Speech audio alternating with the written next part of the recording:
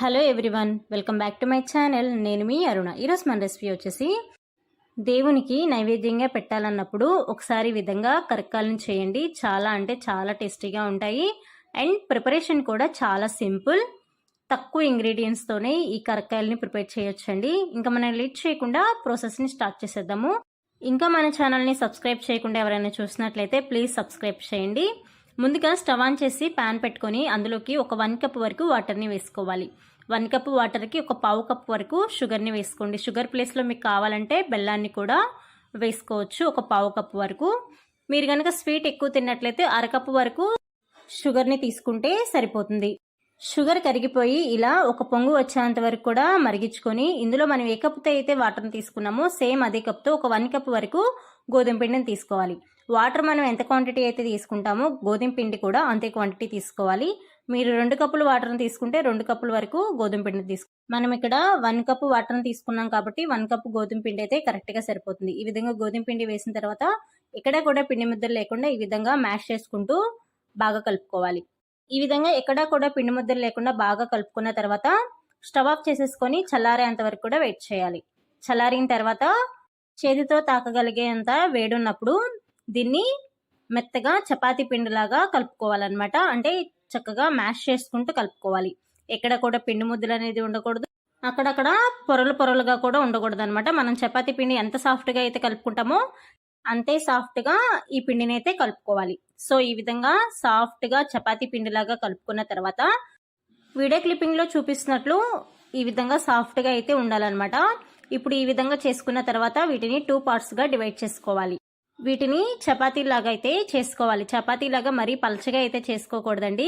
ఈ కరకాయలని ప్రిపేర్ చేసుకోవడానికి కొంచెం మందంగా ఉంటేనే మనం చేసి ఈ కరకాయలని పొంగుతూ చాలా బాగా వస్తాయి అన్నమాట.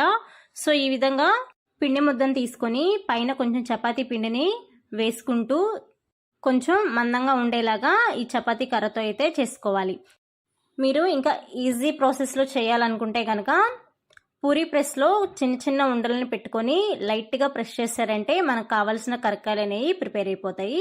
సో ఈ విధంగా వీడియో క్లిప్పింగ్లో చూపించినట్టు ఈ విధంగా కొంచెం మందంగానే మనం ఈ చపాతీని అయితే ప్రిపేర్ చేసుకోవాలి. ఇప్పుడు బాటిల్ క్యాప్తో కానీ లేకపోతే మనం ఇంట్లో గాజు సీసాలు ఉంటాయి కదా, గాజు సీసా క్యాప్తో కానీ లేకపోతే స్టీల్ డబ్బా మూతతో కానీ ఈ విధంగా తీసుకొని ఈ విధంగా లైట్గా ప్రెస్ చేస్తారంటే మనకు కావాల్సిన షేప్ అయితే వచ్చేస్తుంది అనమాట.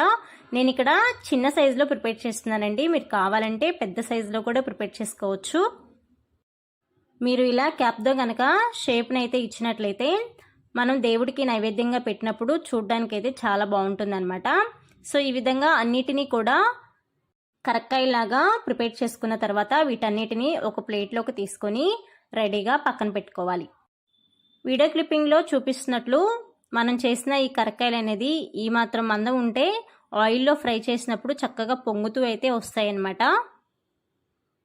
సో సేమ్ ప్రాసెస్లో మిగిలిన పిండితో కూడా ఈ విధంగా కరక్కాయలాగా ప్రిపేర్ చేసుకొని ఒక ప్లేట్లోకి తీసుకొని రెడీగా పక్కన పెట్టుకోవాలి. నేను తీసుకున్న 1 కప్పు గోధుమ పిండికి నాకు ఇన్ని కరక్కాయలు అయితే వచ్చినాయి అనమాట. సో వీటిని పక్కన పెట్టేసుకొని డీప్ ఫ్రైకి సరిపడా ఆయిల్ పెట్టుకొని ఆయిల్ హీట్ అయిన తర్వాత మనం ముందుగా ప్రిపేర్ చేసుకున్న కరక్కాయల్ని ఒక్కొక్కటిగా ఇందులో వేసుకొని డీప్ ఫ్రై చేసుకోవాలి. మంటని మీడియం ఫ్లేమ్లో పెట్టుకొని మాత్రమే ఫ్రై చేసుకోవాలండి. మీరు హై ఫ్లేమ్లో పెట్టినట్లయితే తొందరగా పైన కలర్ వచ్చేస్తాయి కానీ లోపల మాత్రం పచ్చిగానే ఉంటుంది. కాబట్టి మీడియం ఫ్లేమ్లో పెట్టుకొని మాత్రమే అన్నిటిని ఈ విధంగా గోల్డెన్ బ్రౌన్ కలర్ వచ్చేంత వరకు కూడా చక్కగా వేయించుకోవాలి.